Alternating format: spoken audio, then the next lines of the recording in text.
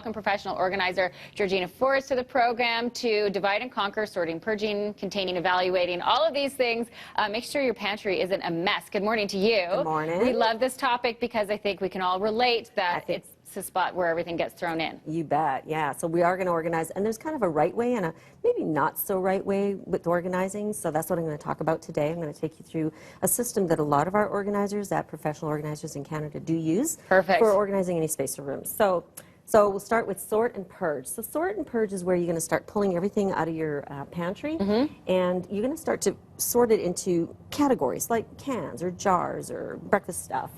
And while you're sorting, if you come across anything that's outdated, like I've got some outdated stuff here, look for past dates. Yes. You definitely want to get rid of that kind of stuff. This one here didn't even have a date. I've got a big question mark on it. The things that you think never go bad. Yeah, they do. It isn't the They can even apocalypse. You don't need to keep that in the back of the pantry. Exactly. Okay. And if you're looking at changing to a healthier diet, you might want to get rid of the junk food, that sort of stuff. So you just continue sorting and purging and that until you get to the end, and then you just kind of, you probably want to wipe things down at that point before you start thinking about restocking. Got it. Do you prefer your cereal in clear containers? I do. Yes. I actually do, because the bags, you don't see them in the boxes, and you know, then you get this kind of a mess. Situation, so, right. Yeah. Okay, so clear containers for dry goods. So then the next part is organize. So organize is where you think about how you're going to use the stuff that you've got, the stuff that's survived the purging process. Where does it make most sense? So the stuff that you use a lot, you want it easily accessible. So think about like this kind of area here for accessing and grabbing. If you want kids to have access to healthy snacks, you can keep them low so they can grab them. I love clear containers like this because you can see what you've got if you're running low. And if you buy bulk but you don't have room for the bulk products, you can always store them elsewhere and just kind of fill as you go. Got it. And I really like this also in a pantry. It's a Lazy Susan. They're great if you've got a corner pantry. You can fill that corner with this and you can stock it full of stuff, and then you have access to everything on there. Ah, the Lazy Susan. The Lazy Susan. And where do you get something like that? IKEA, I've seen them at Home Sense, but IKEA has even a really large one. Cheap and cheerful solution. Okay, let's get to the basket. Okay, so the basket. So a lot of people start their organizing project with going out and buying a bunch of containers, but you know, if you don't know what you're containing, you might want to hold off on that. So now that you know what you've got for categories, now you can contain things.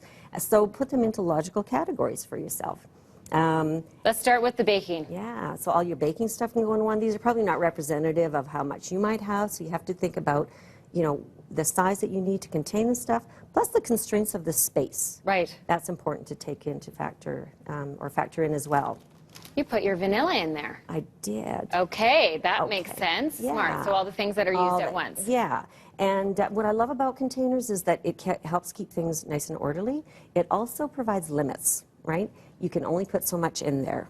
Once it's full, you can't put any more. Right. And label stuff, right? If you label, it also helps keep things maintained. Yes. Because you're less likely to put, you know, the baking soda in with the pasta and rice, because the little sign tells you this is for pasta and rice. Okay, yeah, Georgina said that I need to get a label maker. We've had that discussion. Yes. Okay, so you have breakfast items in here because not everything will go in a clear container, so these are other items. Yeah. And then how about pasta here? and rice. This is just pasta and rice. So you can come up with, you probably don't want to put jars and cans into baskets because they're heavy. Yes. So some of the lighter stuff, but lining things up on your shelves just helps things look nice. Oh, that's a nice way to put that. Yeah. There. And then the last piece By is accident. evaluate. Yeah.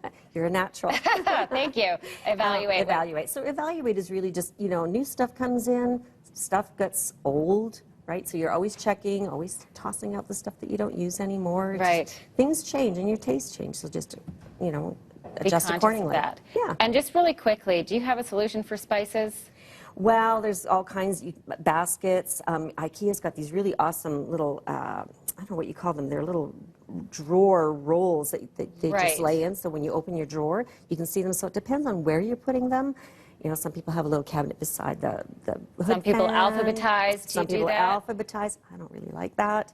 I'm more about, you know, which ones I use more regularly. I want access to them. But alphabetizing works for some people. So you got to figure out what works best for you. There you have it. But less is best. Always, always.